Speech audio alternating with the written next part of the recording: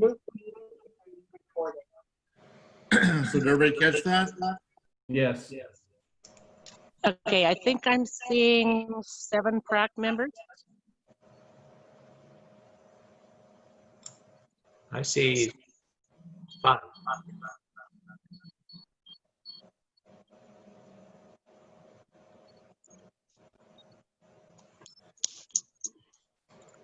If someone called on their phone, they need to mute their computer audio.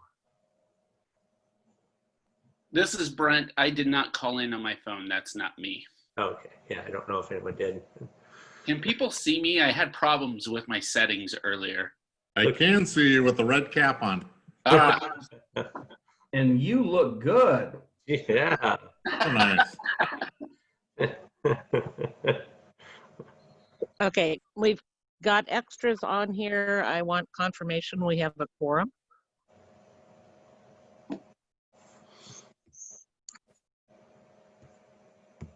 Sean, you wrote number 2. Where do we enter? We do have a quorum. I can take roll real quick, I think.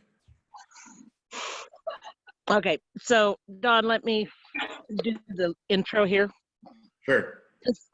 So until roll is taken, feel free to unmute.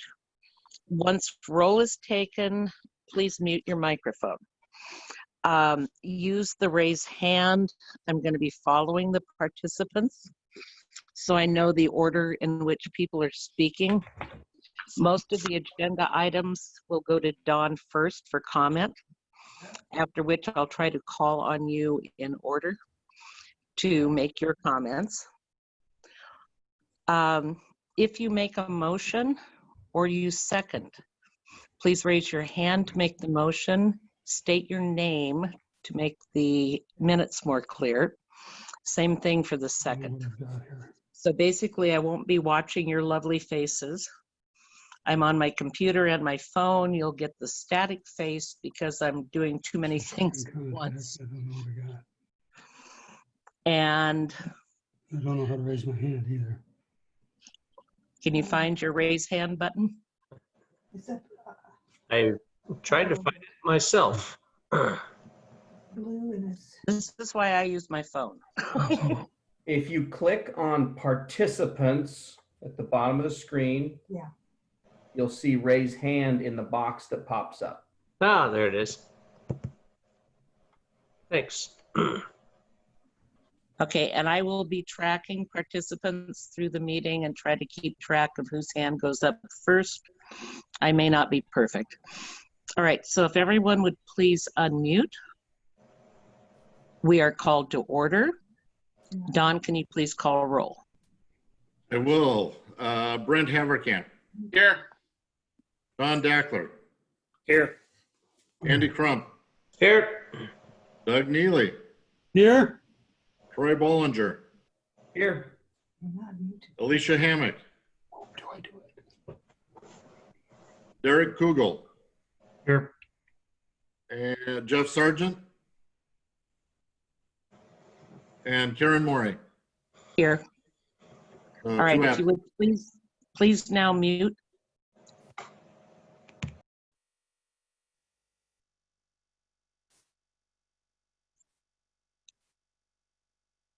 And I need to. All right. So do we have anyone to introduce tonight? We do. We have a couple of guests with us. With us is Tim West. Tim represents the pickleball group, and I believe Deborah Brownlee is also with the pickleball group. Am I right, Deborah? Just nod if I am. Hey, way to go. Okay. I'll be having them remain on mute until we get to the pickleball part. We have Shelly Perini, and we have somebody else, Jeff Stollard, are with Wes. And they are here to talk to us about the Clackamas and Water Environmental Services Outfall Project. And Shelly, I'm going to need to figure out how to make you a co-sponsor here, or whatever you call it, so that you can do presentation, but we'll get to that when we get to that, okay? Okay, and it will be Jeff Stallard, our engineer, who has the PowerPoint for you. Okay, oh, Jeff has it. Okay, no problem. And Tim, I received your PowerPoint and email, so I can run that for you if that's okay. Perfect, we're doing good. So for those of you who are not on the commission or on the board, if you could remain on mute until your item comes up, that would be fantastic. All right, and do we have any citizen comments not on the agenda? Hearing none. Approval of the minutes. February 27th. Boy, folks, we haven't been together for a long time. They were attached to the agenda. They've been mailed. Are there any comments on the minutes?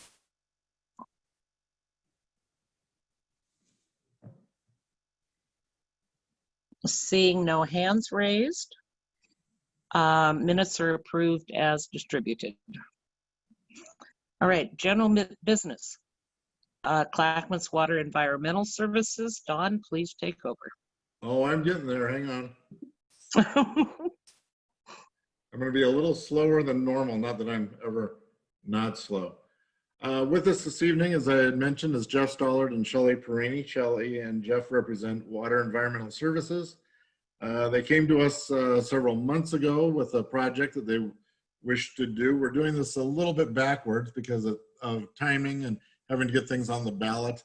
It's already gone to the commission, so this is somewhat of an informational presentation, but I'm also hoping that if you find it acceptable, that you will make a motion to either provide support for the project or recommend against moving forward with the project or anything in between those two options. They do have a relatively brief, I understand, presentation, and I am desperately looking to figure out how to share or make a co-host, meeting info, disable, voting, share computer sound, pause, stop recording.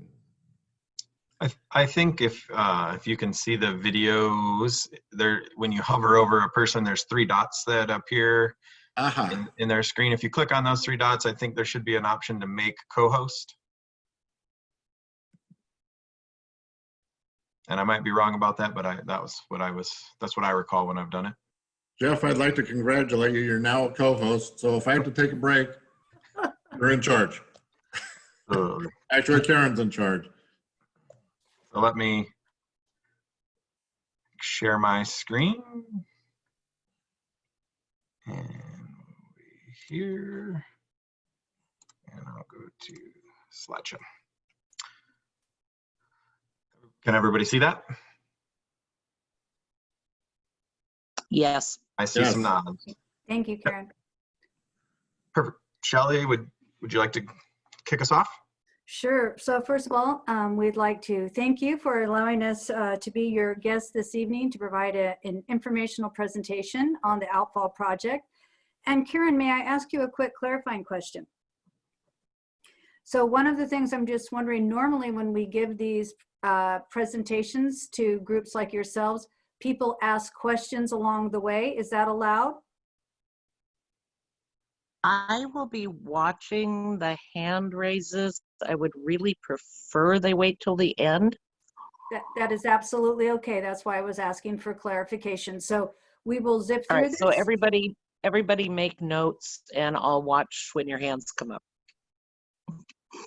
Very good. And so we will move quickly through this so that we can get to your questions. And we also, at the end, we do have some questions for you. We're hoping to get input from you as well. So with that, thank you, Dawn, for the introduction. We can go ahead and go to the next slide, please. So for those who may not know, I would just like to give a short introduction. Clackamas Water Environment Services produces clean water and protects water quality for more than 190,000 people living and working in Clackamas County. This is the area that we serve that you see up on the map.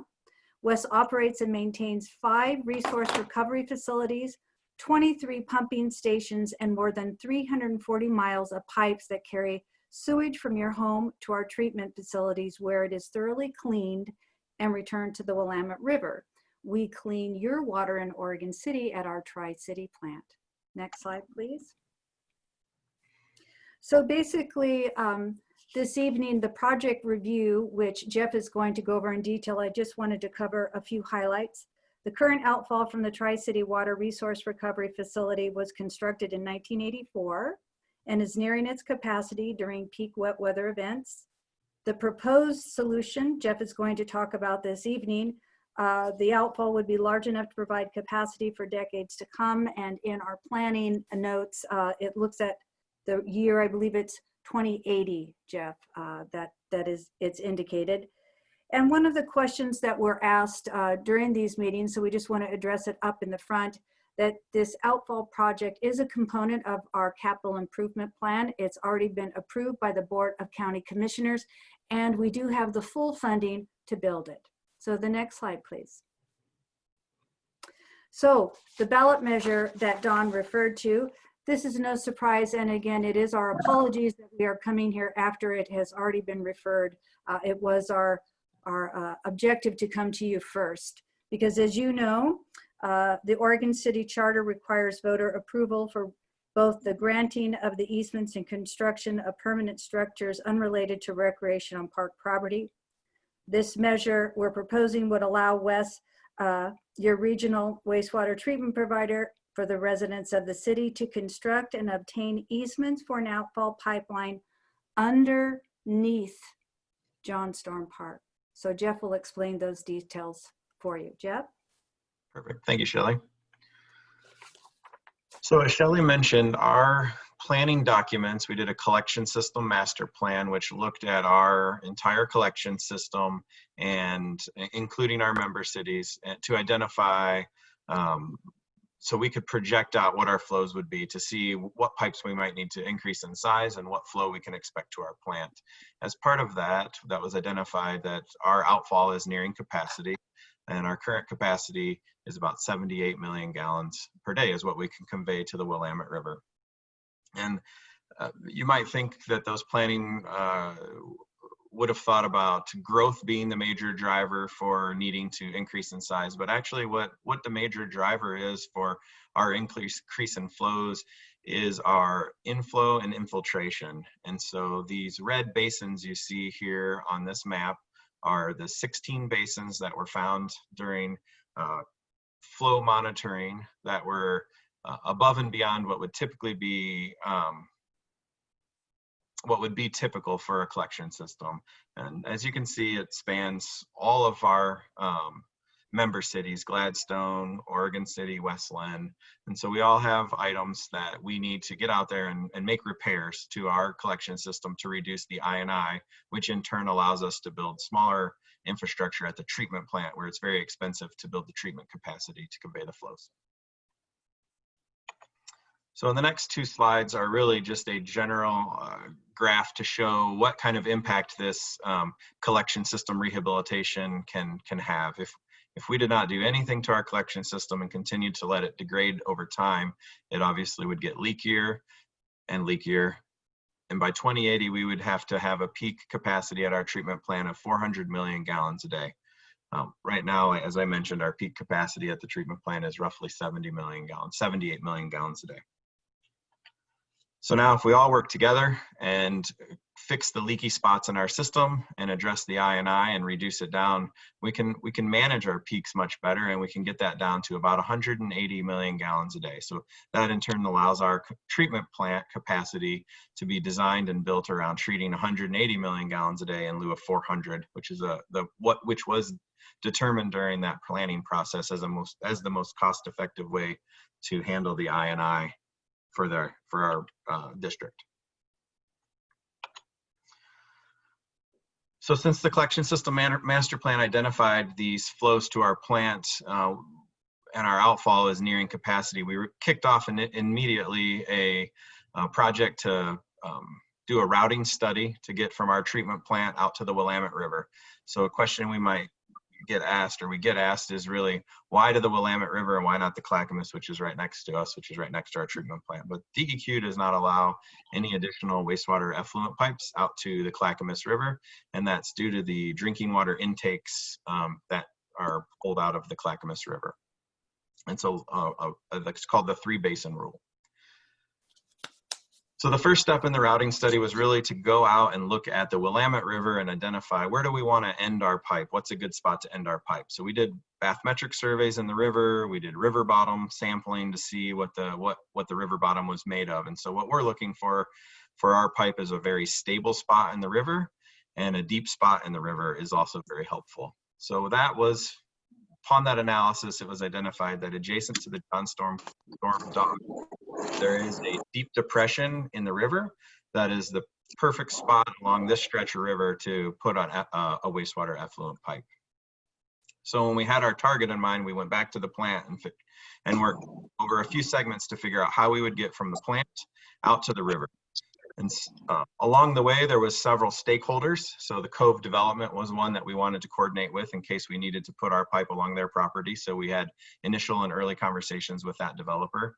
And but in this segment 1, to get from our plant to Main Street, we looked at 4 options, and we landed on the preferred alignment, which was along Old Agnes Avenue, which was a abandoned road right-of-way that West now owns and has several pipes in. We have an interceptor, and the existing outfall is in that segment stretch of road as well.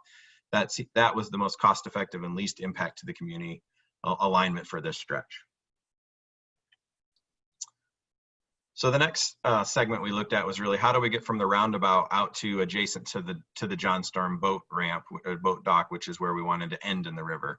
And so we looked at, between us and there is obviously the first phase of the Cove development, and then the shopping center. And so we looked at following Main Street around and coming back down Clackamas Drive. And the other option we looked at was really tucking ourselves between 205 and the Clackamas shopping center there. The extra length on the route going to the west and north made that option quite a bit more expensive, and also because the extra length, that made our pipe grow in size. And so the preferred alignment ended up being the orange line you see on the screen. One thing to note, and you'll see in a couple of slides forward, we would be crossing the I-205 off ramps, which are elevated, and so we were looking at a trenchless technology to cross underneath that, and I'll speak to getting out to the river as well. The last segment then was from the clover leaf of the I-205 interchange, essentially out to the river that we want, to the spot we wanted. Knowing that the I-205 bridge project was underway with ODOT, we did an extensive amount of coordination to see if we could get our pipe built at the same time that their bridge was being built. So that's the green option you see on this slide. Unfortunately, their funding is not secured, and they don't know exactly when their project's going to go. And that ended up being a more expensive route, just a little bit of extra length and some additional coordination. So we decided to go on our own and do the most cost-effective and least impactful thing, and something that we controlled our own destiny for building our pipeline in the time frame that we needed. And so we chose the red line. And so the next slide I'll show here is really a graphic of how we intend to build it, but our goal, or our preference, is to use a tunnel to get underneath the park and out to the river, and also underneath the I-205 interchange. So this is a picture that kind of paints the planned approach to how we're building it. So we will come out of the treatment plant, and most likely it will be open cut along the Old Agnes Road there, where there's no impact to the community and it's developed land. And then when we get to, then we're probably going to hop over to the 99 interchange with I-205 and put in a tunnel shaft. We'll tunnel down vertically about 50 to 70 feet. We're looking at geotechnical information to identify that seam. And we will tunnel, our current plan is to tunnel all the way out to the river from there, which would have a very minimal impact on any surface features through John Storm Park. We're actually anticipating doing a wet recovery is our goal, so that the drilling machine would drill all the way out into the river, and then we would recover it from that spot from the river. We would pull it from the river, having little impact to the park itself. And as I mentioned, with the 205 interchange being elevated, we would tunnel back underneath those two, so we did not have to dig down quite so deep and impact that traffic. So the tunneling provides us many opportunities to minimize and mitigate our impacts, not only to the park, but also to any historical and archaeological artifacts that might be found in the park. So the tunneling really provides us great benefits, and this is why that's why our preferred approach would be to head that direction. So you might wonder how far out into the river we would go, or what is it that we're actually going to put in the river. And so this is just a cross section that shows our pipe would actually be below the river bed.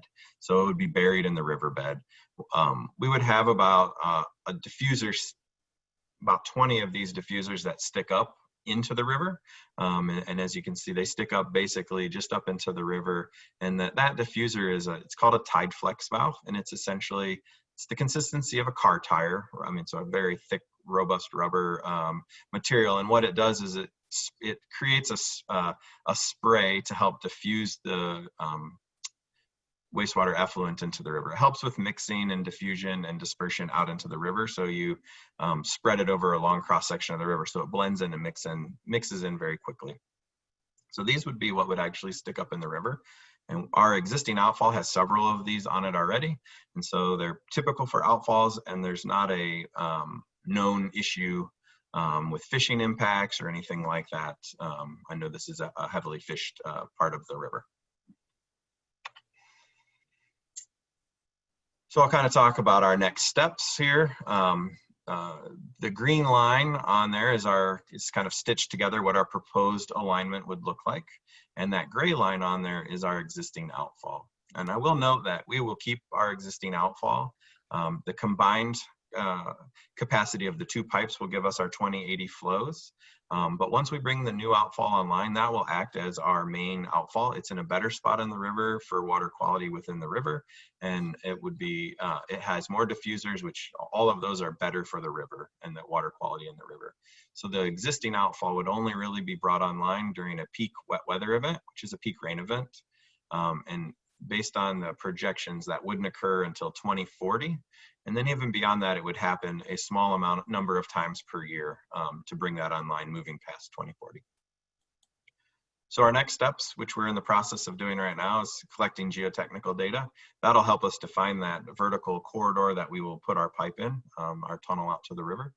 We did all of our drillings are complete, and so now we're evaluating all of those samples and soils information to really hone in on where we're going to be.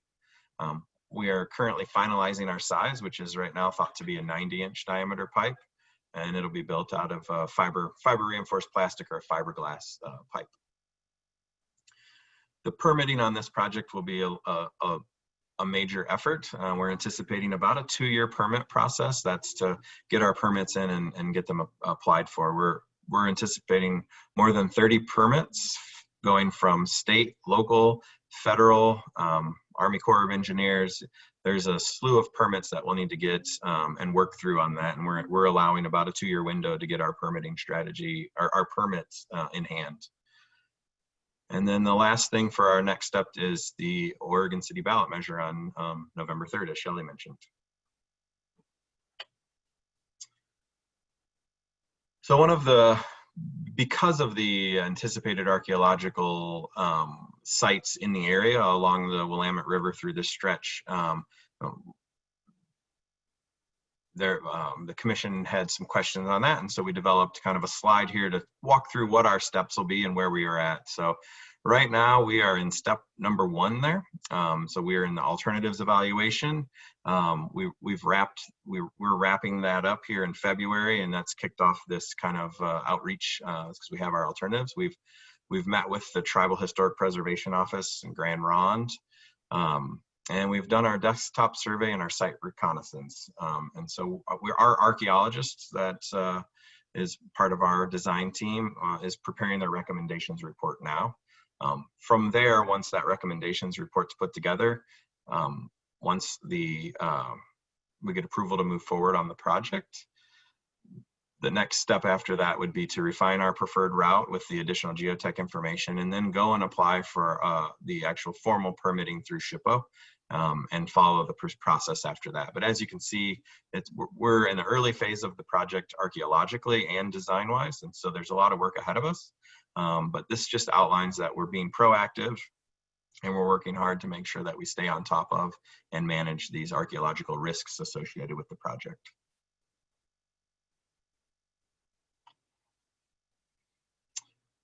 So we did engage the Tribal Historic Preservation Office, and in addition to a meeting we had with them just last week, we are also going to host a project field tour where we're going to have them come out. We're going to walk the alignments, and we're going to meet with them and talk through any concerns that they have, so that we can make sure that we can address them in our design and layout, and early mitigation and early efforts to coordinate that and get their approval and get their thoughts to weigh in on it is going to make for a successful project as it relates to this historic preservation.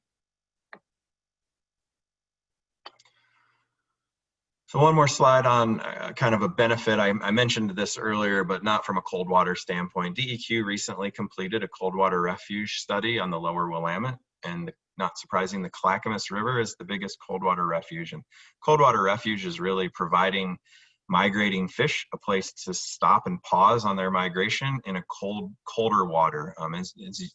The lower Willamette gets warmer in the summer and early fall, and so this provides them a stopping point before they go to the falls. And so moving our outfall more than 500 feet upstream in the Willamette and putting it deeper does nothing but benefit and has less of an impact, which we expect to have no impact on this cold water refuge, but moving it away gives us the best chance to not have any impact on that.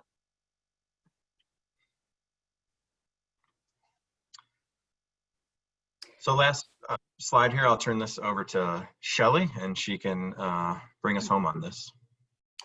So just like our commitment to mitigate any potential impacts to the archaeological finds, to the environment, to the river itself, we also want to share that same respect to the park. And so the commitment, as you heard from Jeff, is that the park will be restored to its original condition, but with the idea that we would mitigate as much impact to it as possible. But because we will be disrupting it, the Clackamas Water Environment Services has targeted some resources for you as the commission to decide how to use for enhancements, which could include trail maintenance, natural resource restoration, or other ideas. Don and I talked about this early on. That was asked at the commission what your plan might be to use those resources, but of course we hadn't had the opportunity to meet with you.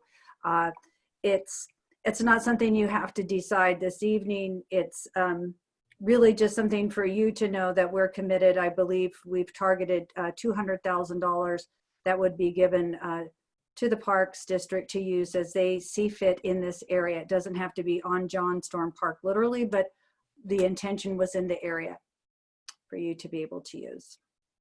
And then the next slide. This is our public involvement plan.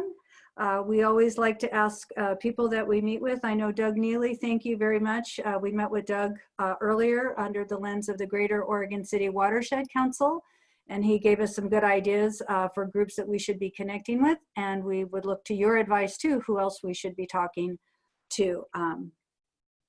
And any help you can provide us in getting onto their agendas would be terrific. So that concludes our summary, and we look forward to your questions.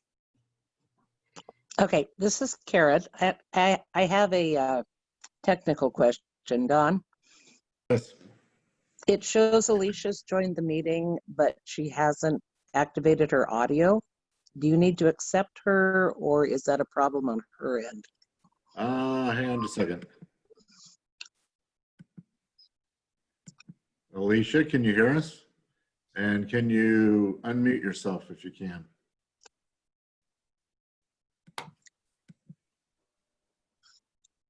Okay, she may not have activated her audio. All right, question 2, would you please present how you'd like to see the funds used that are being offered. I would be very happy to share my thoughts on that. Recently, we had a bit of a windstorm down in the Oregon City area, and immediately following that, we had a number of damaged trees along the Willamette River through the areas that are inhabited by both Clackamas Park and John Storm Park. In fact, the trail that links the two together, there was a tree that fell across the trail. There was a number of widowmakers that were broken within the trees and just kind of hanging there, ready to come down. I was a little surprised when I went down and looked at it. I've been down to Clackamas Park several times, but I did not look up while I was down there apparently, and I was a bit shocked at some of the conditions of some of the trees. I found that there was a great deal of dead wood in many of the trees. Lots of the trees down there are cottonwoods, which present their own set of problems to go with the trees themselves. Anyway, long story short, my recommendation would be to use any mitigation funds to number one, complete a complete site survey of all the trees, both hopefully within, somebody just knocked on our door here to be admitted. Okay. To be able to use those funds to do a full evaluation of all the trees down there. We do have monies available for doing a master plan for that site down there for Clackamas Park.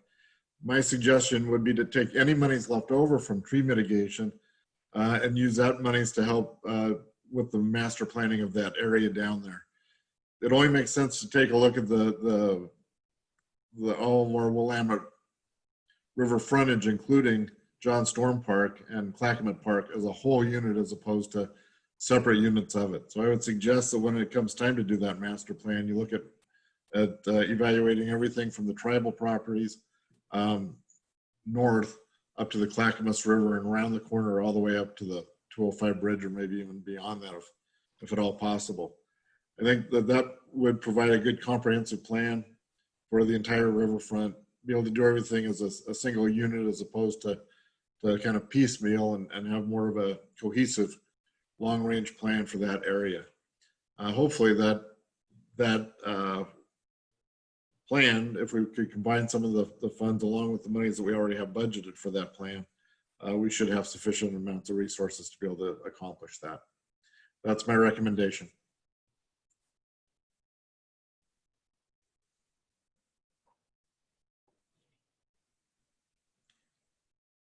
Did you all hear me? Okay. All right, and I'm not seeing hands yet. So anybody who has questions? Doug. Doug, unmute and feel free to ask your question. Unmuted. How's that? You hear me now? Yes. Yep. Okay. I was curious about the temperature of the effluent entering the Willamette. Is it different than the temperature from the current outfall? No, it's not going to be any different than the temperature from the current outfall. Okay, I assume the mixing will be better though. The mixing will be better, yes, and in a deeper spot in the river, it will dissipate and mix into the river much quicker. Thank you. You're welcome. Okay, I'm seeing no other hands. We are looking for a motion. Your option is to move to accept the Clackamas Water Environmental Services outfall project as presented, and to use the mitigation funds for a tree survey and any leftover funds for the master planning for Clackamas Park. Raise your hand to make a motion. Derek? Derek, go. I make a motion to accept that plan. All right, and that was moved by Derek Kugel. Raise your hand to second. I second. And that was Andy. Yep. You're only half a name in here. That was seconded by Andy Crum. All right, everyone, please unmute. And Don, please call the roll. You can just give me a thumbs up or a nod or a affirmative We're sign. not You all- don't necessarily. We're not all live, so Oh, let's you're be right. roll. Okay. So Derek Kugel, All right. Brent, Aye. Sean, Aye. Andy, Aye. Troy, Aye. Doug, Aye. and Alicia. I think I have you unmuted now. Aye. Ah, All righty. welcome, Karen. Alicia. Aye. Thank you. All right, the motion has been approved. Thank you, Shelley and Jeff, for an excellent presentation. Thank you very much. Thank you very much for your time. I'm going to stop sharing now and turn it back over to you. You were a Okay. wonderful co-host. Thank you. Have a good All evening. right. Thanks, Shelley. All right, we're now on to the pickleball request. Yes. Hang on, I'm pulling it up here. As I mentioned earlier, we have a couple of guests with us this evening, Tim West and Deborah Brownlee. They are probably very familiar names for all of you. Tim, I know, has joined us on several occasions talking about proposed improvements on the pickleball courts. I felt horrible because just days before we were scheduled to have our meeting, and top of the agenda on that night was going to be Tim to talk about and get approvals for the project. We went into our COVID situation and we lost that meeting and all the subsequent meetings up until tonight. But I'm extremely pleased to be able to welcome these two to visit with us tonight, to share their vision for pickleballing. And Tim, I'm going to let you run your own meeting because now that I know how to share my screen, it's a heck of a lot easier for me to let you do that. And now you are a co-host, my friend. All right.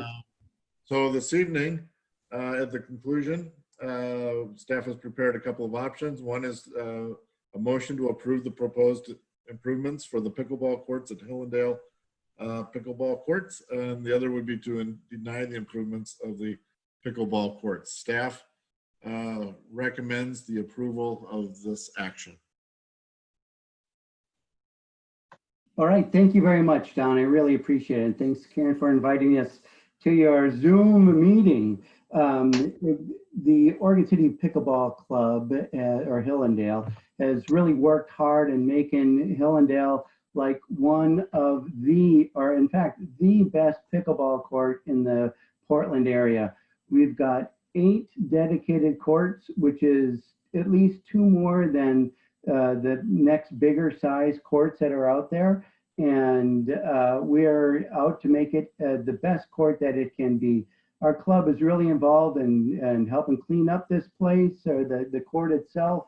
And our project that we really wanted to get going was to build some bleachers so that we could accommodate the COVID situation, so that there are no more than 25 people in any one spot. And when our courts get going, 8 courts, which we don't fill right now with the COVID thing. We have 6 courts at the max, which is 24 people. And then the rest of the people will wait outside the court setting. So our bleachers will help accommodate this. So what I have, can everybody see my my screen right there? Great. All right. So what we've done is that this is our current situation. We have 8 courts over here. The basketball court is up at the top of your screen right there over in this section. And currently the park board is taking down the backboards or the hoops so that this is a contact sport. So nobody's playing while this COVID thing's going on. But what our idea is to build on this bleacher area on the right-hand side of your screen. It's a 20 by 30 cement pad where we're going to go ahead and put a 3-row bleacher on it right now. What we'd like to do is move the door that is at the top of your screen on the upper right down into the middle, right in front of the bleachers right there. So we could get in and out of the courts very easily. Our long-term plans we'd love to kind of fence that bleacher area in, but initially, because of funding, we have enough money to go ahead and put the cement pad down and buy the bleachers and move our equipment box from inside the court to be locked down to the cement pad itself right there. So this is our wish list. This is what I've been asking the group for permission to go ahead and lay down, and we would really appreciate the green light and the thumbs up to go ahead and proceed. We've got a cement contractor ready and willing to go ahead and do that, as well as all the volunteers from the club to go ahead and make this whole thing happen. So this is our ask. I appreciate that. And then there is one more thing, all right? So beyond our current project, we have an ask for the Park and Recs Advisory Committee, and that is to make this a dedicated pickleball area. Right now, it's a multi-sport court, and it's basketball, and it's tennis and pickleball. But the condition of the current tennis court makes it so that in the past 4 years that I've been involved in this club, I've seen 2, maybe 3 people come up and play tennis in this court. And you can see by the condition of the net right here, the posts are bent over, so they'll never be at regulation height. The nets hang down at about knee level, and it doesn't do much for tennis, but it makes for a great backstop for pickleball courts, and we really appreciate that. And that net being held up right there. Our ask is, can we put in 4 dedicated pickleball courts at the bottom of your screen, the bottom 4 over here? It will not interfere with the basketball areas at all. And we have the costs for the nets, and I don't have the installation costs, I'm sorry, but we would do fundraisers to go ahead and make this happen. Right now, the Hillendale pickleball courts are great when the club meets, and that is from 9 o'clock in the morning until noon. Every day it's dry out, okay? And on the weekends, we play on Sunday from noon to 3.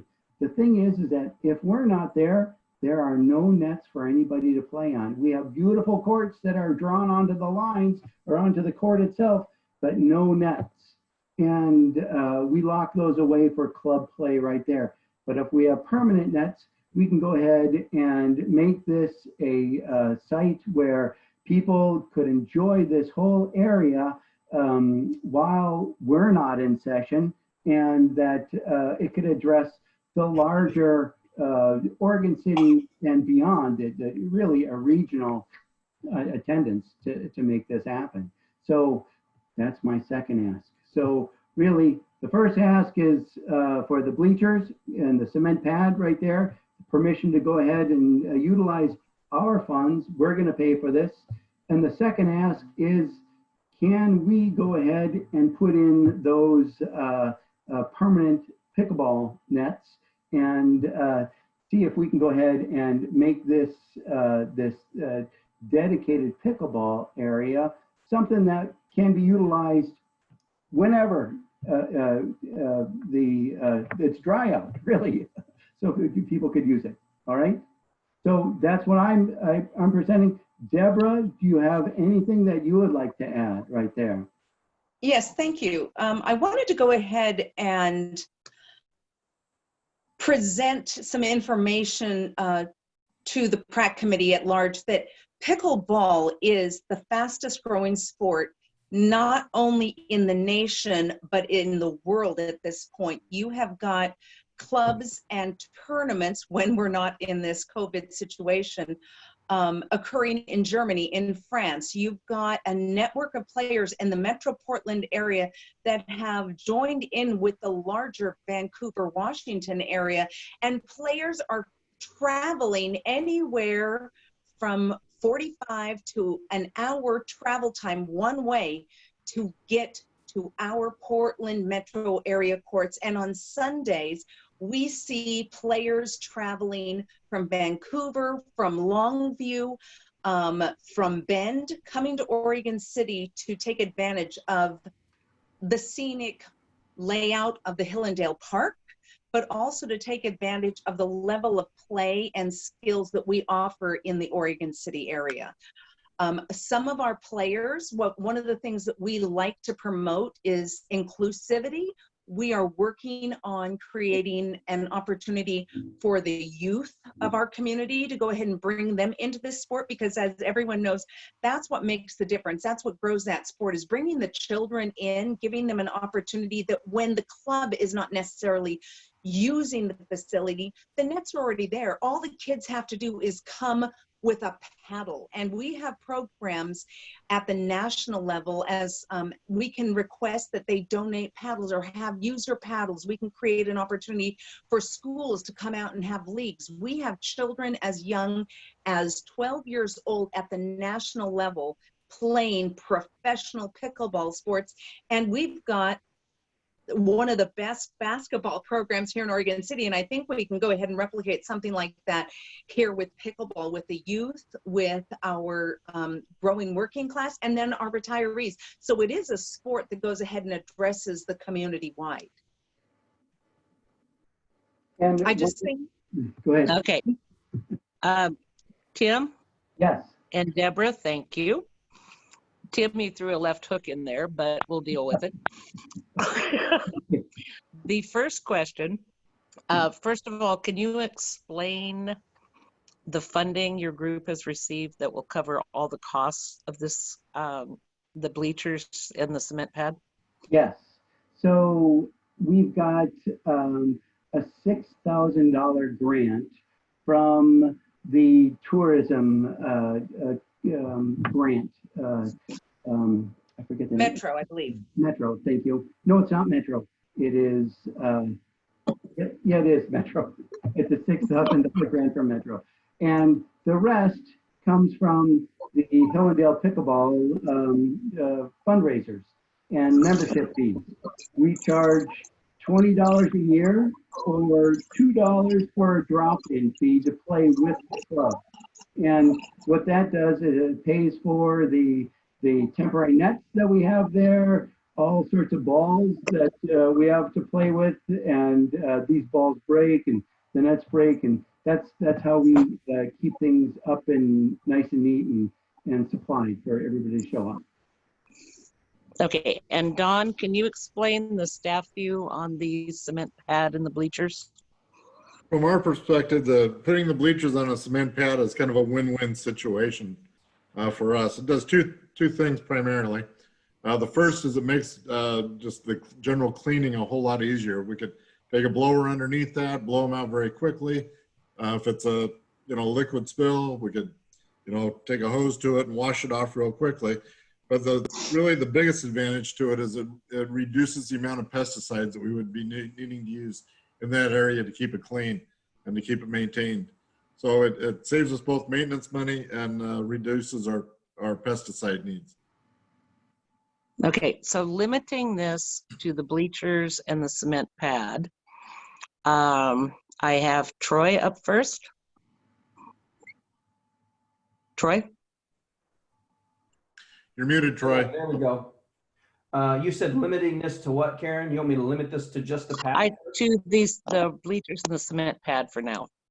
Okay, because I do have a question on the other part when we get to that.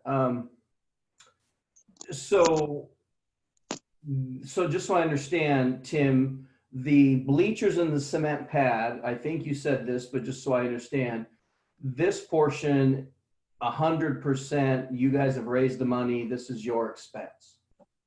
Yes, totally. That's already been done. You're just asking us to say, hey, are we okay with you doing it? Exactly. Okay. And I think pickleball is great, by the way. I think I'm a big fan. I see a lot of my friends that go to national tournaments, and I'm thinking, man, you guys aren't even athletes. How the heck did you do this? they think they're athletes, but I don't think they're athletes, and they made it. So, but now they are. I'm not taking anything away from the sport. Clearly they are now, but they're like traveling to Vegas to do this stuff. I'm like, my goodness. So anything we can do to get, and I've said this before, so I'm going to plug it again. Anything we can do to improve getting Doug Neely out on the pickleball court, I am in favor of. So I'm all for this. I think it's good. I do like the pad. My advice, my one little piece, maybe you've thought about this, take it for what it's worth. If you're going to wait on the fence around the pad, maybe consider wait on putting your storage box out there. If you've got it in a fenced area, why pull it out of a fenced area and expose it? I think you'd be safer leaving it in the fenced area until you can put a fence around that pad at a later date. I think you're asking for trouble with vandalism just to pull it out of a fenced area.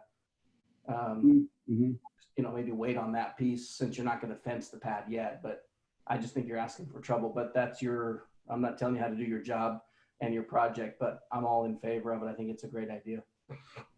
Thank you. Okay, reminder to all to please, when you're done, please take your hand down so I can tell who's new. Alicia, unmute and let us know what you have to say.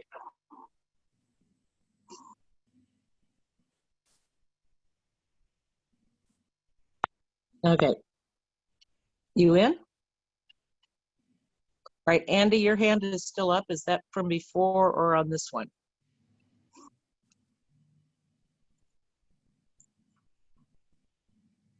It was from before, but I actually wanted to make a comment to Tim's point. I was just doing some research on it, and just tennis is a dying sport, to Tim's point.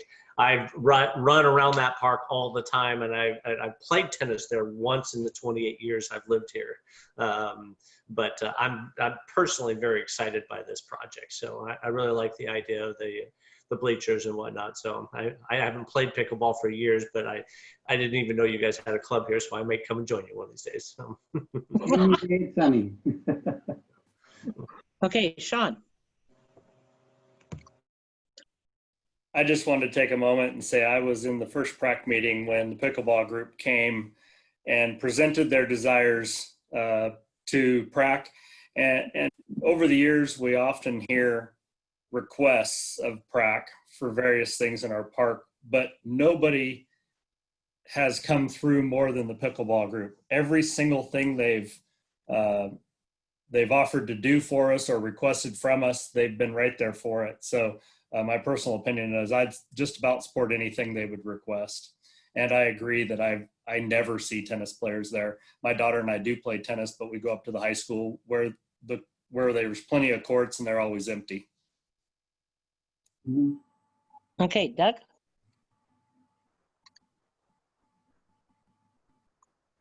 Mr. Neely. Okay, am I there? You're there. Okay, very good. Yeah, I was also with Sean when this first came to us, and I'm very impressed. I would point out to Troy that pickleball is not for seniors anymore, so I don't have to necessarily go out there.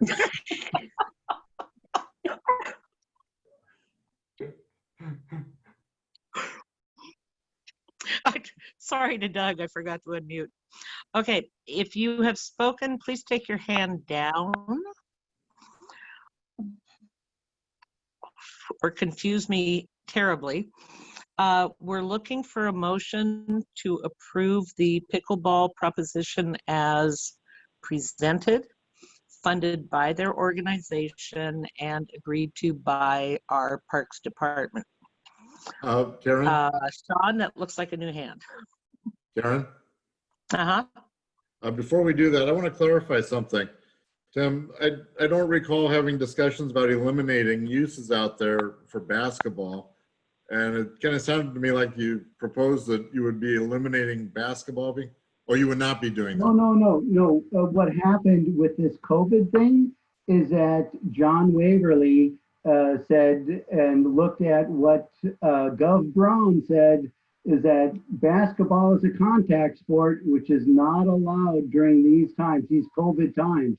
So in order not to encourage anybody, they took the hoops down. The backboards are still there, but the hoops aren't there. All right. So we're not saying anything. And my proposed idea on agenda number 2 is on the other side of the fence. So it doesn't have to do with that. Okay, so Tim, your proposal tonight was for the bleachers and the pad to the extent you can afford the enhancement and have agreed with the Parks Department. I'd like a motion on that and approval, and then I will make another suggestion. So Sean, do you have a motion? I move approval. Karen? Yes. Alicia, is that you? Yes. Can I Yes, ask a quick hello. question? Sorry. Okay. Quick question. I just want to confirm in terms of the ongoing maintenance of the bleachers, I understand that they're being paid for by the Pickleball Association, but for the ongoing maintenance and repair, and if there's graffiti or damage, whose responsibility will that be? We'll take over. I tossed that to Don and Tim. Go ahead, Tim. Tim? Okay, we take pride in our courts, and we do the cleaning of that area. We keep the litter picked up. We have a restroom, a porta potty that's on the outside. The club takes care of that, all that, and we're very proud of what we have right here. And absolutely, we'll clean up any mess that may occur. And I very much appreciate that, Tim. Alicia, to answer your question from a staff perspective, ultimately, the department will bear the responsibility of final maintenance and liability associated with those things. That's one of the reasons why we wanted to make sure that they had a real contractor, not a couple of guys with wheelbarrows and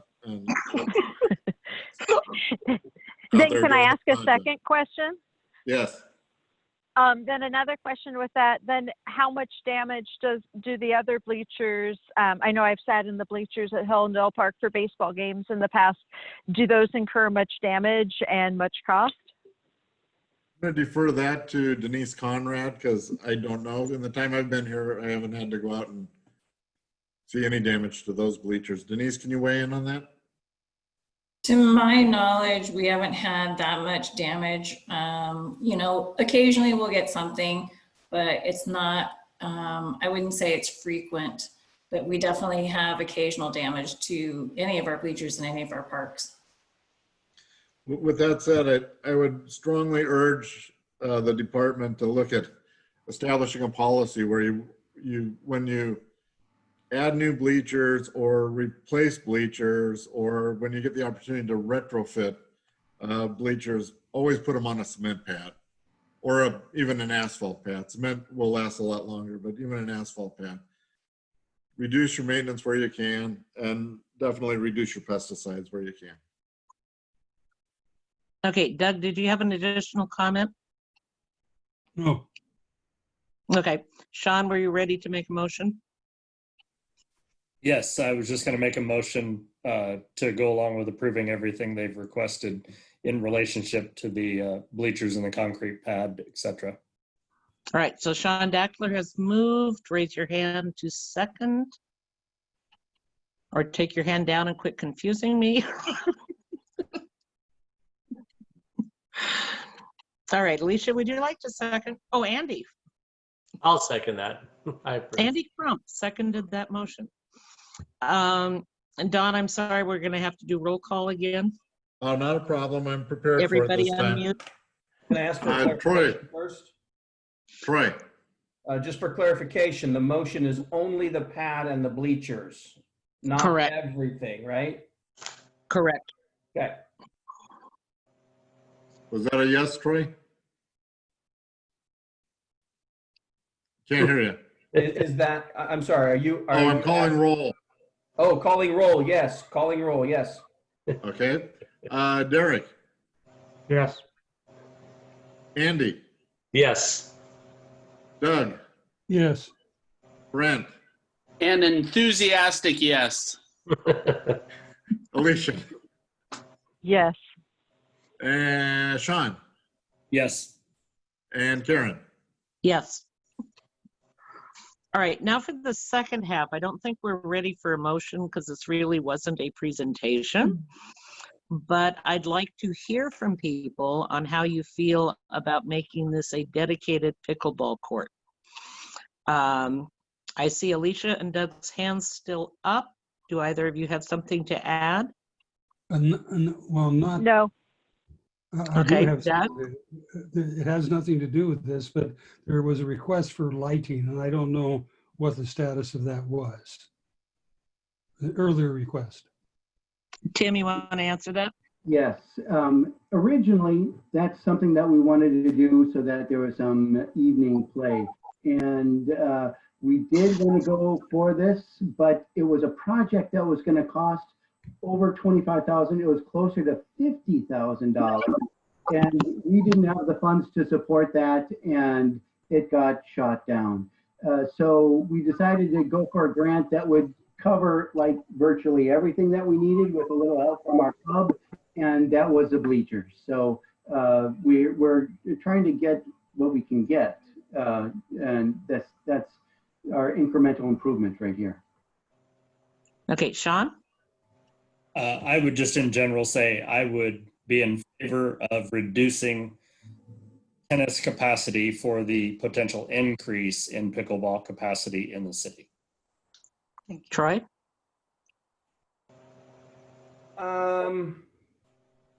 At this point, I am not in favor of eliminating tennis. And I have to say, I'm not a tennis player, for the record. I'm not a pickleball player. The complaint I have about tennis is that no matter what I do, the fences are never high enough for me.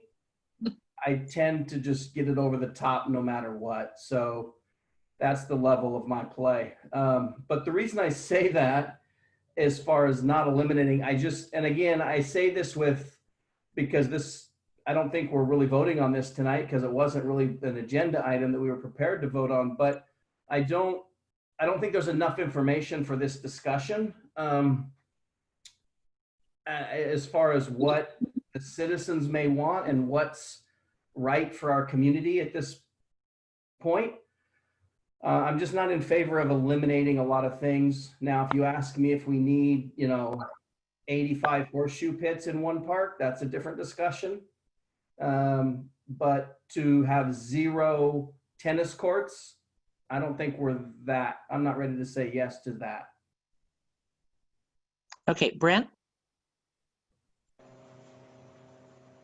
I'll just keep this brief. My thought is in alignment with Troy's. I think that there needs to be more research or some sort of study versus just observations on whether we should eliminate tennis. Just to come in and say we're going to eliminate tennis, or we have only seen 3 people play in the tennis courts, isn't enough for me to, if you're taking away from a certain community, I have concerns about that. So I would like to see some more data, some statistics on the use, who uses it, when it's used, these types of things before a motion is proposed to take away the tennis courts. Andy? Just for clarification, Tim, if I recall, there's 2 tennis courts there and you're just trying to eliminate one of the 2 tennis courts to make it permanent. Is that correct?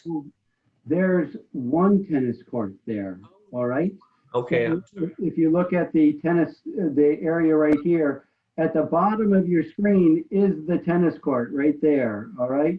And it is something that anybody who is a tennis player will not go to this tennis court when they can go up to the high school and play on beautiful courts. And they are less than a mile away from this very court right here. So anybody that is going to go ahead and play would go anywhere else. And even the other 2 tennis courts that are closest to this is at Rivercrest. So people would rather go there and play on a beautiful dedicated court, which has tennis lines on it versus the pickleball lines. The other point is that it's going to take quite a bit of maintenance to go ahead and get this tennis court anywhere to anybody that wants to play. A condition right there. These poles are bent so that they're no longer at a regulation height, and it would take quite a bit to go ahead and bend those out or to get them fixed to play tennis. The other thing is that pickleball addresses 2 times as many people as any tennis game. All right, so we could put 4 tennis courts on one pickleball, or 4 pickleball courts on 1 tennis court. So you could have a total of 16 people on there versus playing doubles, 4 people on a tennis court.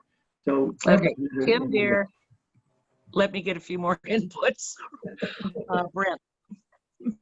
So my question is, how long has the tennis court been in disarray? Do we know? I'm going to defer that to Denise. And I would have to do some research to give a definitive answer on that. We took over the tennis court in 2016 when this entire court was in awful condition. It needed to be resurfaced so that you'd have a level playing ground so that the ball would bounce like it's supposed to instead of hit potholes and that kind of stuff.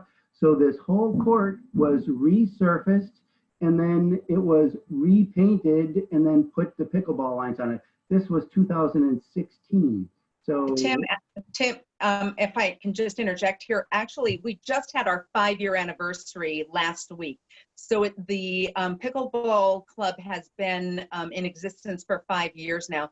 So the court has been in disrepair and probably minimal usage since that time frame. Okay, Okay, John?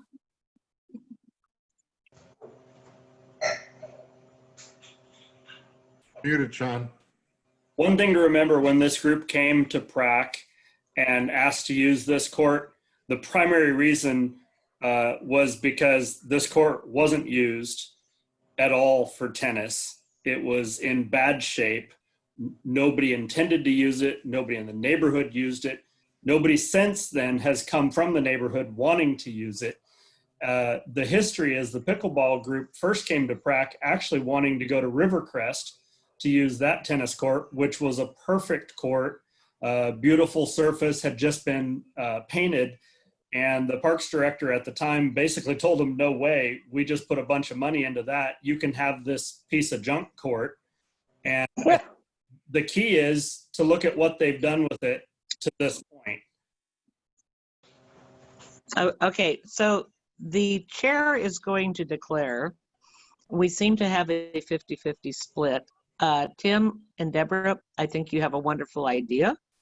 I think you need to bring it back to us, possibly with more in-person contact with the people that are still using it for other purposes, and make a formal proposition. Okay, 2 things. One is the only other people that really do utilize the court are basketball players. And the way that the court is arranged right here is that on the upper part of your screen here, that's where there's 2 basketball hoops, one in the middle of this screen and one in the middle of the other side. And we very, very, very occasionally we have both sides full. But when people are there, we do not play on these courts over here. We move our play over there. So we don't, and when somebody shows up with a basketball, we move over. And it's something that even during our club play from 9 to noon, we accommodate anybody else that wants to go ahead and play. So it's not to the exclusion of anybody else. we help people play their sport right there.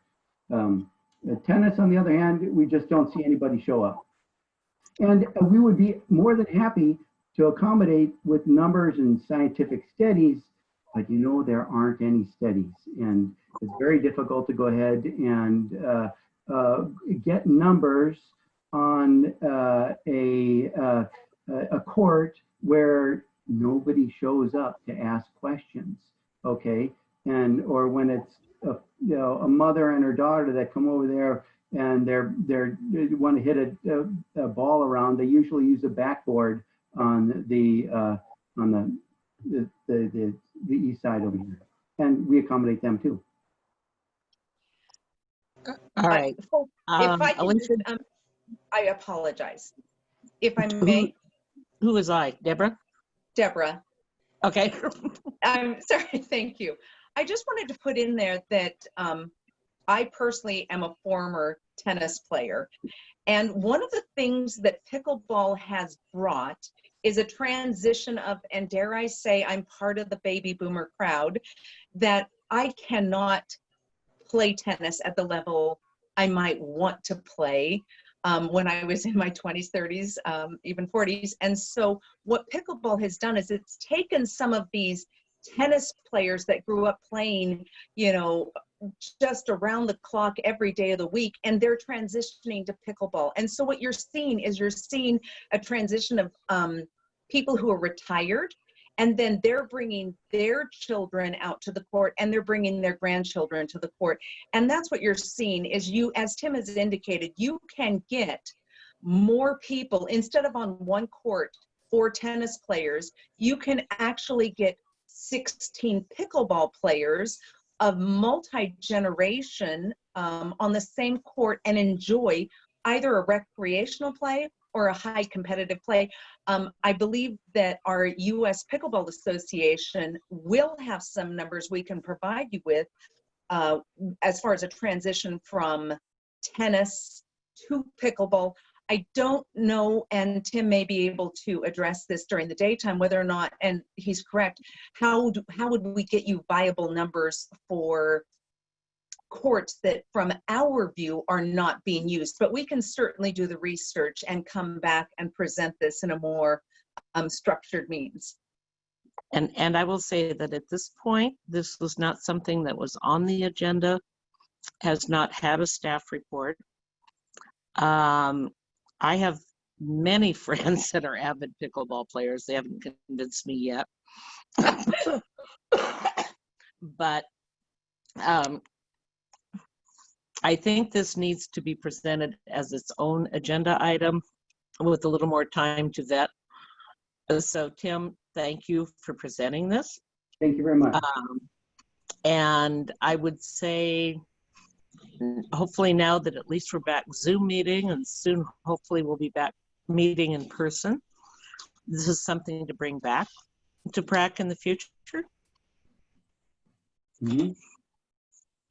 I would be happy. All right. Okay. Thank you. Thank you. I'm going to turn the screen back over. Thank you very much, Tim. Thank you for the time. All right, Don, Willamette Jet Boats. Willamette Jet Boats. Thank you very much. See you, everybody. Good night. Thank you, Tim.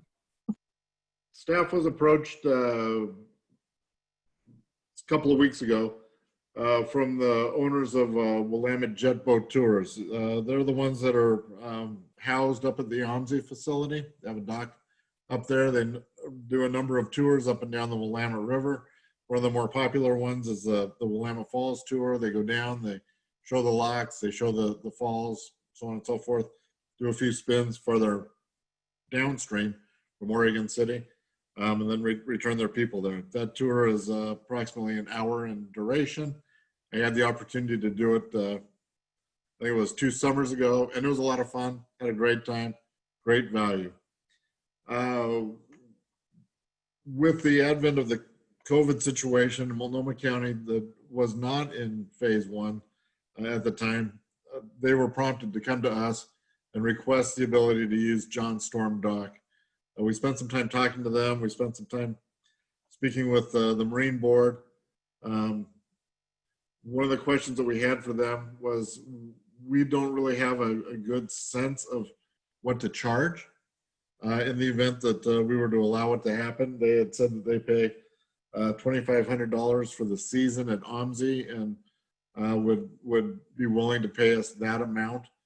What they're looking for is to be able to pick people up off the dock and drop people off at the dock. They would need to be parked at John Storm Park under the current phase 1 opening, which Multnomah County is now into.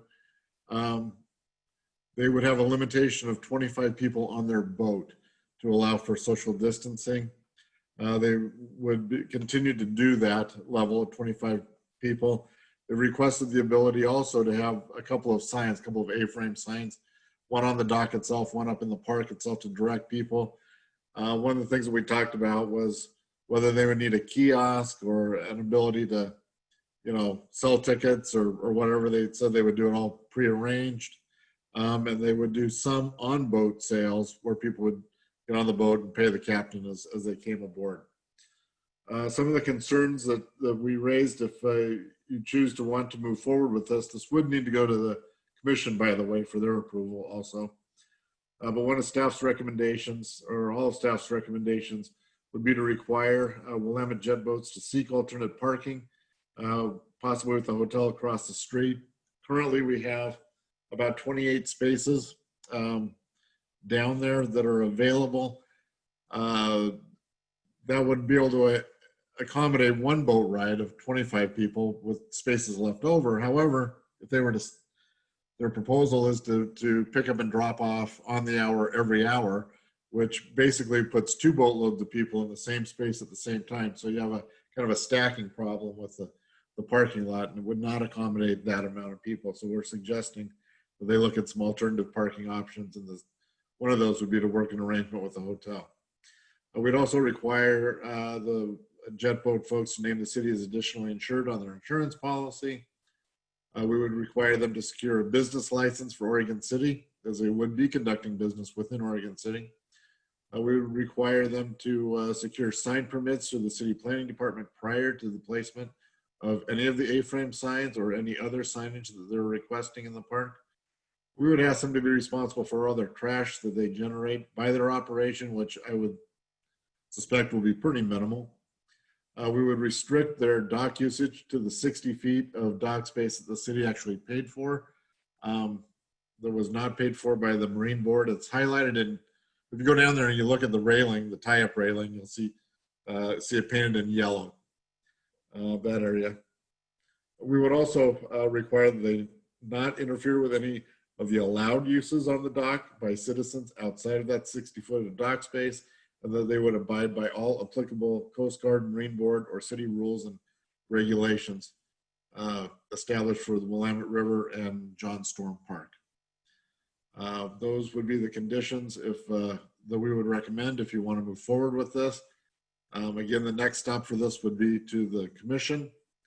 I believe we might be able to get it on their agenda possibly on the 15th, although that's filling up quickly, 15th of July. Anyway, your options tonight would be to a motion supporting the use of John Storm docks by Willamette Jet Boat Tours, or to provide staff direction, and or a motion opposing the use of John Storm docks by the Willamette Jet Boat Tours. Thank you very much. Okay, and I'm going to throw a little something in here that came up since Don first discussed this with Sean and me. It doesn't seem to be part of the proposal, but there is a new river proposition between Multnomah and Clackamas County that is calling for still waters. Originally from Selwood Bridge south or south. Now maybe even farther than that, which may be a problem with their navigation through that area. I've been on this tour twice. I love it. It's very popular. And I am first going to defer to Sean. Your hand better be up. because Sean has a better history on the dock. Sean? Well, sure. I guess like the other two, I've been on it twice. I've actually taken a city tour of the mill site from this dock, but my perspective is this dock, 60 feet of it was paid for by the city for the purpose of commercial tie-up. So this is directly in line with that 60 feet on the dock. And so I absolutely don't see any reason to object it. Dawn has done a great job with the fine print, business license, parking issues, things like that. But it was built for tourism, or paid for and built with tourism dollars for this. So I'm hugely in favor of it. All right, Andy. Yeah, this actually does sound quite interesting. Bring additional business possibly to Oregon City. But outside of parking, Don, is there any other downsides? I mean, it seems like a lot of positives, but the parking could be a little bit of an issue. No, we tried to address as many of the downsides as we could find. We spent a lot of time talking to the Marine Board. The operator has a good reputation with its users. Unfortunately, they've had a few minor issues associated with the Marine Board and the Coast Guard, but I think they have those things worked out. One of the questions that came up was, the size of the boat, the weight of it, the draft, would our dock be able to support it? We believe that yes, it is constructed in such a way that it will support it. There was concerns about restroom use. Right now, until we have our full-time or all of our seasonal staff, we really don't have the staff to clean restrooms. We do have porta potties down there that are being cleaned right now through a contractor, and we will continue to offer those throughout the summer until we get our seasonal staff back and can take care of our own. So those were some of the issues. Another issue was storage of equipment, life jackets, that sort of thing. They're not requesting any of that. They're not requesting to be able to leave their boats overnight, which is a good thing because it's not secured down there. So they would bring them in, bring them out. I get the impression that they'd really be operating just two tour boats on the hour, every hour, on and off that section, so that they'd be able to keep up with it. They're concerned at half capacity if they have a high demand. And then the other concern that I would have is if and when we go to phase 2, and the governor has said that when she does move us to phase 2, she'll also move Multnomah and Washington County to phase 2, if they will still have the desire to continue to use our facilities. Beyond that, I would hope so, if it proves successful. But I think that doing a one season agreement might be kind of a nice way to stick our toes in the water, so to speak, and allow the use to occur. And then we can learn from that if there's any hidden downsides to it. What were the reasons they were going to leave in the first, moving from downriver? They were not in phase 1. They had no ability to, have groups larger than 10. Okay, Troy? Well, I'm in favor. I've done the tour as well. In fact, Sean and I did at the same time, one of them. It was great.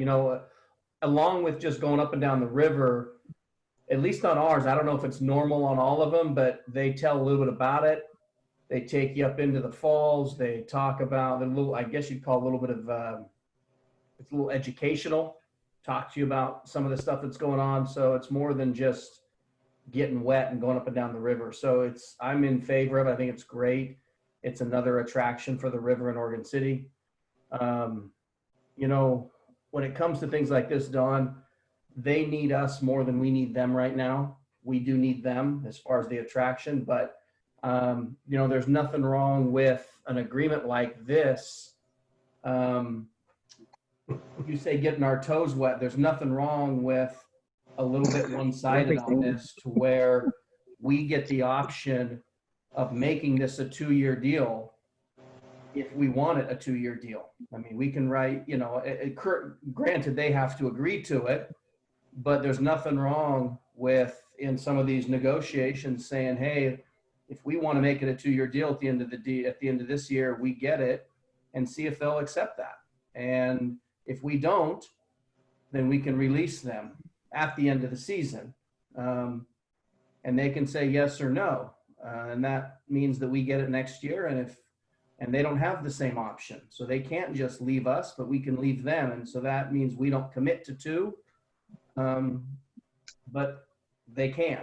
And we just tell them that up front. And so it kind of gives us the option of bringing this back next year if it works for us this year. And there's nothing wrong with asking them for that up front. Okay, Doug. Yeah, I'm in favor too. I occasionally go by that dock and I never see it used.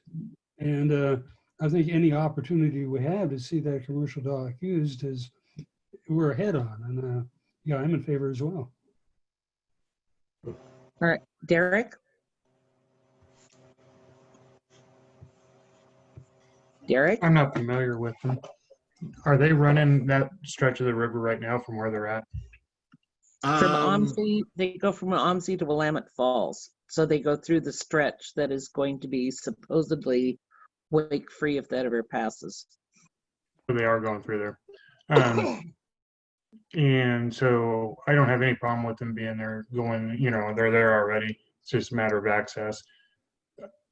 And until they do the parking's the biggest thing, I think. And until they start working on the bridge, I think, you know, hopefully we have the amount of parking needed. So I think it's a good idea. Okay, Alicia, did you have input? Yes. Could you remind me how many days a week? And you said 2 boats. So from when to when every day, or whatever days it is? They haven't done this. Yeah, I'll take a shot at it. I don't have the hours on it yet.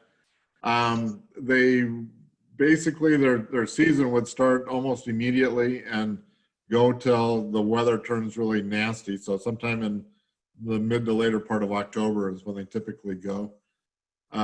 We could restrict them on their starting time. I don't recall what their actual starting time is. I want to say it's sometime around 10 in the morning. And then they shut down in the evenings before dark. I know that. But I don't have the actual hours of operation. And we can certainly make those whatever we need them to be. Derek? And another question. Oh, sorry. Keep going, Alicia.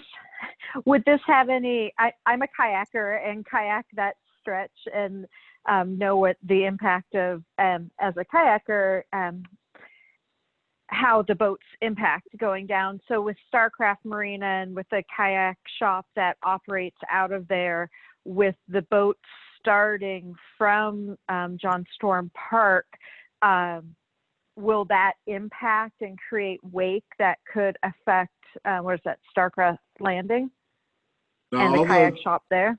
Right. Currently, there should be a no wake zone out to, I believe it's 250 feet out from the shoreline, but I'm not positive about that, within that stretch of the water. So they would be obligated to continue to honor no wake zones in the areas that are designated by the Coast Guard and the Marine Board.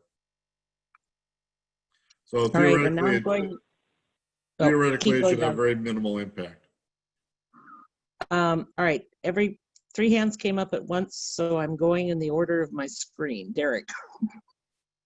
An amount was mentioned for the use of the dock. Do we know what they're paying right now for the facilities that they've been using? They indicated that was the amount that they were paying OMSI at this point for the rental of their dock up there. I've asked Matthew Weintraub from our tourism division of the city to look into that and try and get a better number for us. I haven't heard back from him quite yet. Okay, Brent. Hey, Alicia, it's Brent, and I just looked up the hours on Willamette Jet Boat's website, and it's 11 to 3 p.m. hours of operation. Okay. Yeah, and it'd be interesting if they continue that, because obviously they're probably a little low on revenue right now. So just to confirm what those hours, if it's going to be that, and thank you for looking that up, or if they're going to try to shoulder as much, add in additional time as much as possible. Yeah, good questions. Thank you, Andy. And I have to laugh, Don. It's not just getting your toes wet. If you've been on one of those rides, I have, and I got everything soaked. wet. And it was a lot of fun. Troy. I know Troy? when I went on it, it was like 7 or even 8 o'clock at night. So the 11 to 3 might be, just a public. So we might want to consider if they're going to use this also for private groups, which might extend those hours. So it might be something to ask questions about as well. Yeah, or those may also be their COVID hours. I know for a year, my wife and I lived in one of the high rises in South Waterfront, and they would do their little spins right outside our windows, basically. And I can assure you, it was regularly after 3 p.m. that they would be out there. So that might just be their current COVID hours, but we'll see. All right, so we have a choice of 2 motions.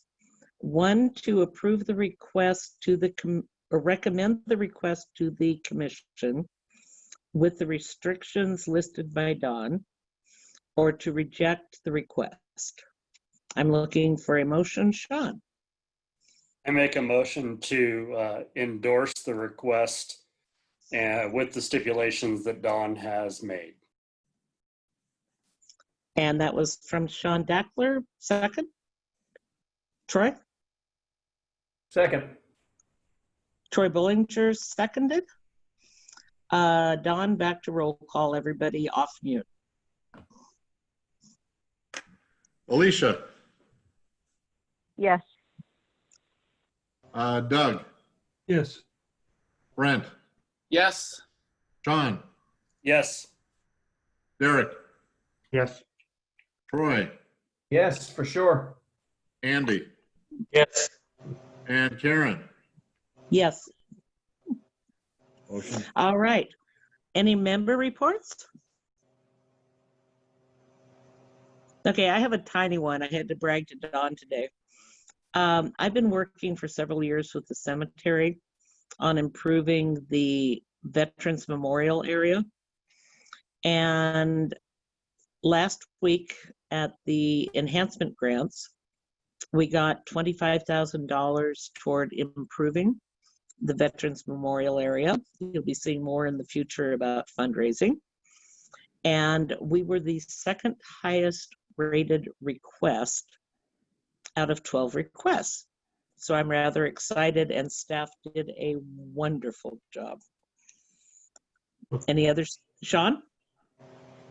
Well, I was just going to kind of mention that same thing, that the W got $11,000 directly for the memorial stone and flagpole at Tyrone Woods Park. So I was actually kind of curious how many other things were park related. That's 2. I got a final report from Lori that I can't bring up right this second, but I think there were others. Yeah, there were a couple of other ones. One was another request from Rivers of Life to do some maintenance issues, both associated with some of the museums, EOT and Moot, but also Clackamas Park and the Cove to assist us with some of our maintenance needs down there. There was a request from the police department to be able to fund homeless camp cleanups, which would be a wonderful thing for us. Right now, we do a lot of that ourselves, and it would sure be nice to have somebody to help shoulder the burden on that. There was a request from one of the historic homes for some improvement associated with that one, and I believe that was it. I think that's 5, right? I think that was where I counted on. Anyway, those are the ones that I'm familiar with. All right, any other reports? Oh, Derek? Derek? One thing that we've done during this last few months with everything going on is checking out the heritage trees. And I think it'd be a good idea, might be in Doug's realm, of there is a listing of all the trees. It'd be nice to kind of have a list of the trees that you can actually see that doesn't involve infringing on private property. I don't know if that exists or not, but it was something that was interesting to us. We tried to go around and check out. We saw most of them around in the local area. A lot of them are not being able to see, but it may be something to bring up. Another thing, one other thing is I'd like to see this, and at least in our next meeting, is Thimble Creek. They're pushing through the codes through the commissioners here in a week or so. Maybe it's this week for the second reading. The minute those codes go through, they're starting to build, and I have high concerns about our park and our park plan, and also there's some concerns about the forested area on the backside. But essentially, the park plan. I think I brought this up. I asked a question to Don about I can't recall what it was called, but I'd like to revisit that to make sure that we have a plan in place for when they do start building, that our desires aren't, I don't want to say forgotten, but bypassed in the rush, if there is one. That's all I got. Derek, I believe what you were asking me about was fees in lieu. Yes. Right. The question was, what is fee in lieu? And the way fee in lieu works is it creates a formula. So if a developer is building a very small development that the formula wouldn't allow for a significant piece of property to be donated or to be taken by the city for park purposes, or that wouldn't fit into the plan, that we could, at our discretion, charge a fee in lieu. And so rather than having an exaction of property, we'd have an exaction of fee that could go towards purchasing properties in more targeted areas within that region. And I guess Derek, my concern was with our string and pearl and string plan that crosses so many different developments probably as we extend through there, especially through the business area, that I just had some concerns on that. Derek, I would suggest watching commission meetings. This is I've watched them all. What will be that's our entertainment. Okay, what will be Thimble Creek, no longer Beaver Creek. There's a lot of propositions. One of them includes commercial industrial properties that won't have parks in their area paying a fee in lieu of to pay for the string and pearls. So I think so far we're doing good, but it's the coming down to what is the number for that offset if you don't have to pay for it.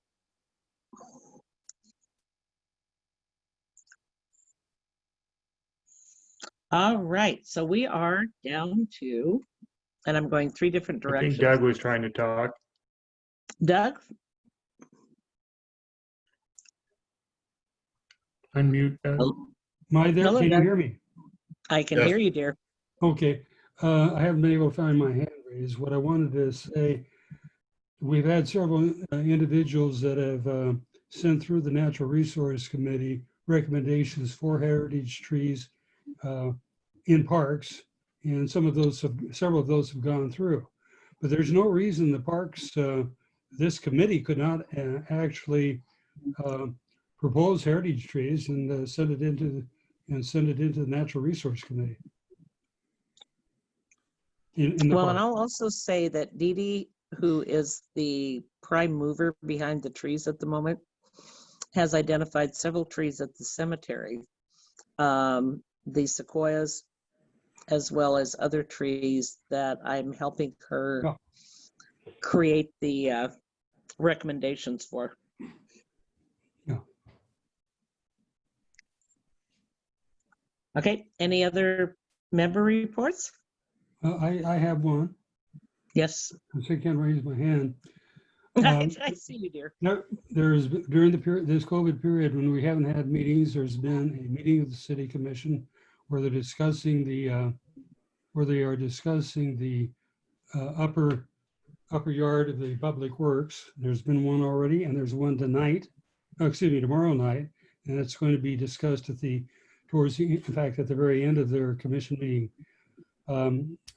I spoke out at those, and I intend to speak at this time, but it hasn't come up on our list of agenda items, and the commission is proceeding on this. And so there has to be some mechanism where we're all informed of these meetings. Doug, where that's occurring. yeah, Doug, Don and Sean and I have talked about this. The commission jumped well ahead of us, and honestly, I missed something in March when they first started talking about the Armory property.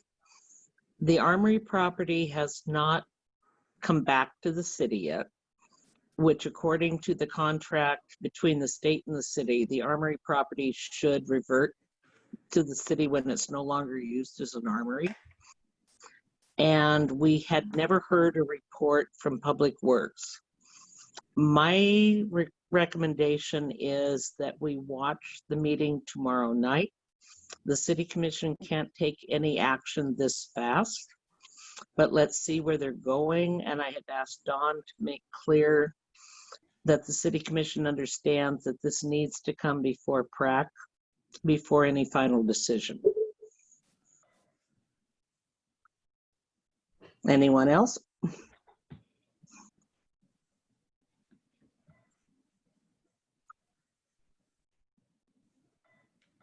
Hearing no one.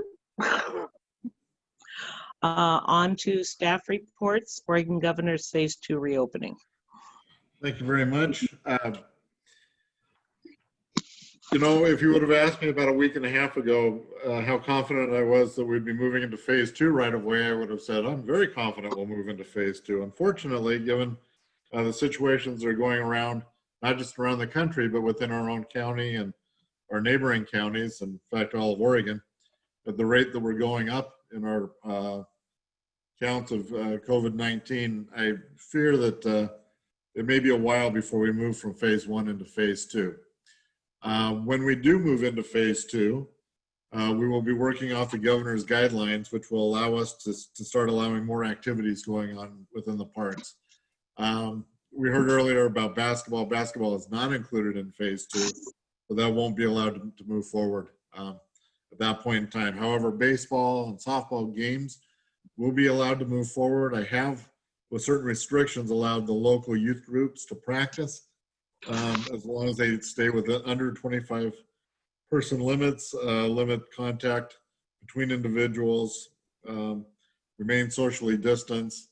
That means no game simulations, no pitcher catcher, umpire situations. They can do a pitcher and a catcher, but as soon as you throw an umpire or a batter in there, then we violate the social rules things. So once Phase 2 occurs, we will allow them to start playing games moving forward. At this point, I don't anticipate opening up the reservations for the picnic shelters, but I do anticipate allowing drop-in use in the picnic shelters under Phase 2. Swimming pools are now included in Phase 2, and we would be able to begin ramping up some uses of the pools. I've been talking with Rochelle and working on a plan for that. We would phase back in lap swimming to begin with, aqua exercise classes to begin with, and then we'd start taking a look at doing some modified swim lessons, maybe with the parent-child in the pool at the same time. But we would begin working those through. We would not be able to do full-blown swim lessons, nor would we be able to have full open swim opportunities at that point. Another feature that will be able to be opened up when we hit Phase 2, and I know this will be very popular once it gets warm, will be all of our spray parks. So we'll be able to open those up also. So that's just kind of an idea of where we're going with Phase 2. You heard me earlier say that until we have our temporaries back, we really can't open up our restrooms. We just don't have the ability to keep them clean and sanitary quite yet. So we'll continue using porta potties on contract. So that's my report on Phase 2. I'm gonna let Denise speak a little bit. I was out at the Tyrone Woods Park site this morning. Very exciting stuff going on out there right now. Some interesting developments on DC Lotterette moving forward and Park Place. So I'm going to let Denise talk a little bit about those, if you wouldn't mind being put on the spot, Denise. Sure. So Tyrone S. Woods Memorial Park has mobilized. We are screening dirt, moving some of the boulders, grubbing the ground, and getting our erosion control, tree, drip lines, protections done.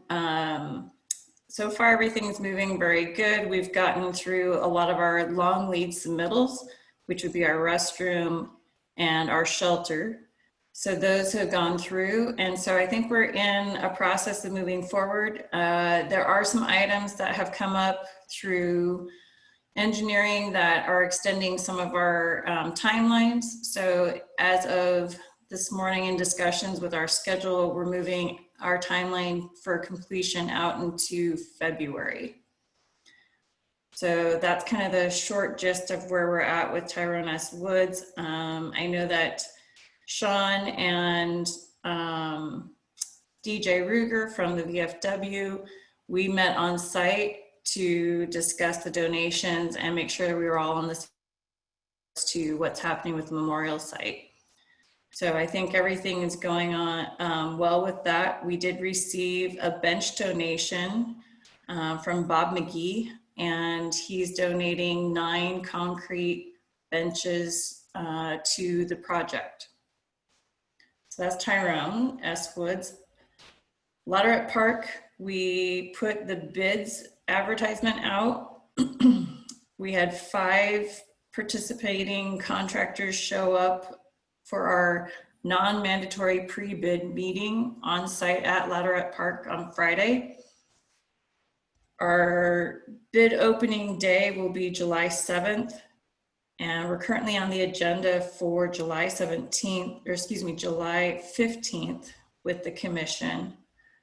We're looking at a completion date of November 30th right now. That would give them about 120 days to do the construction for Lotterette. We're receiving a lot of questions on our bid site, so we are currently responding to those through myself and the architect.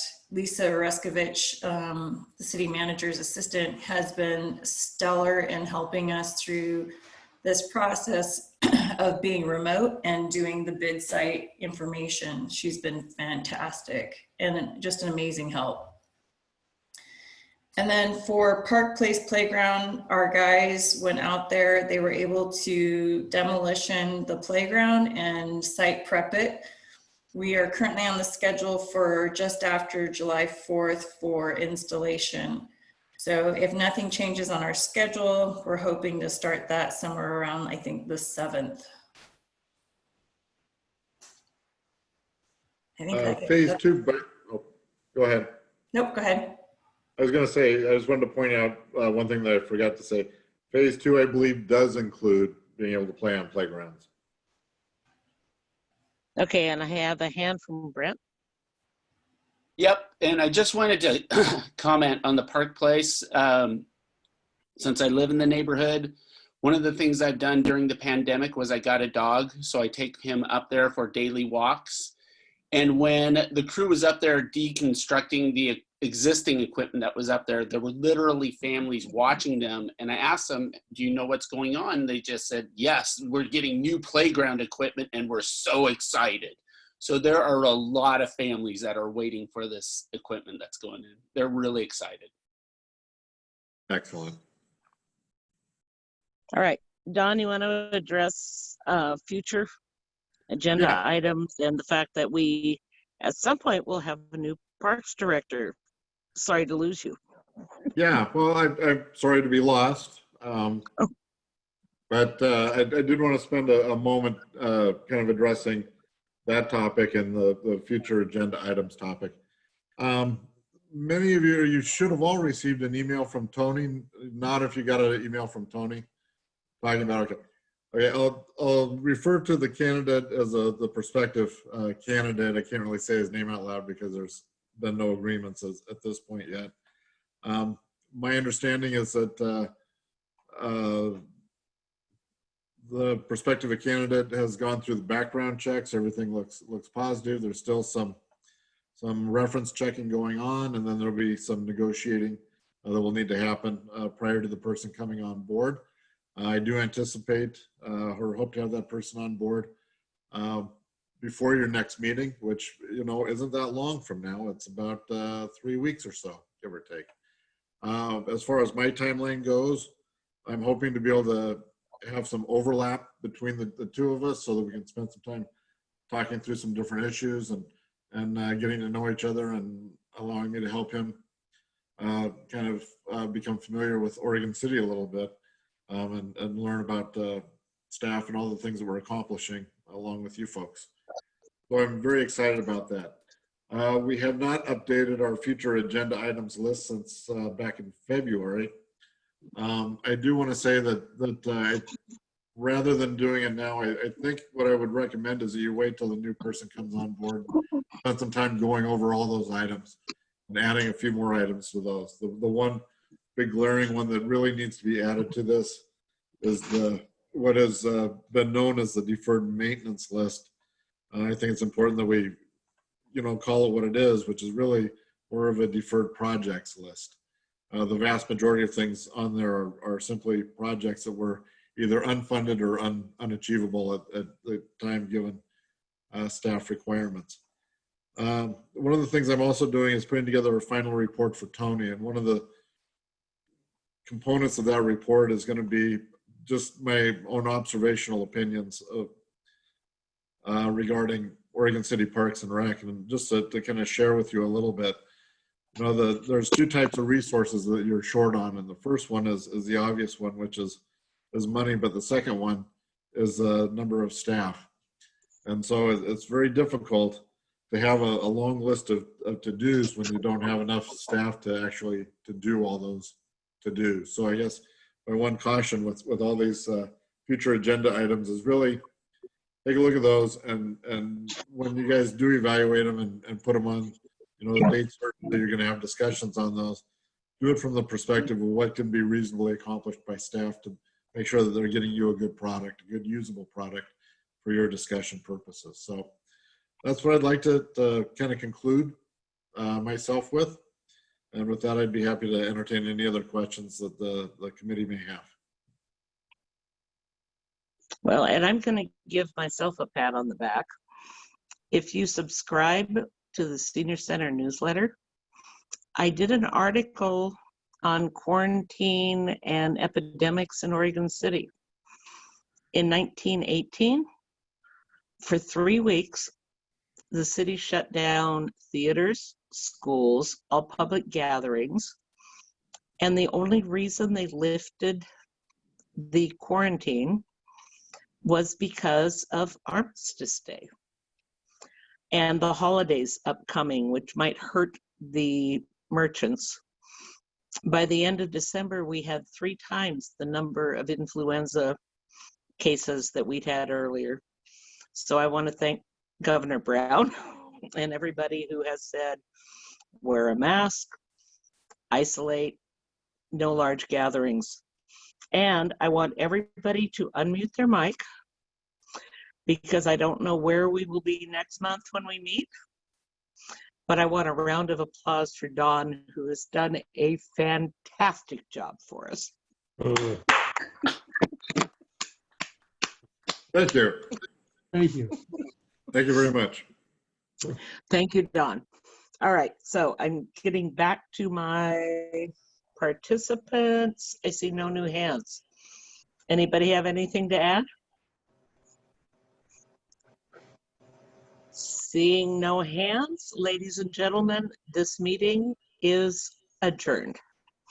And I'm stopping recording. That's my mouse. I don't have a gavel.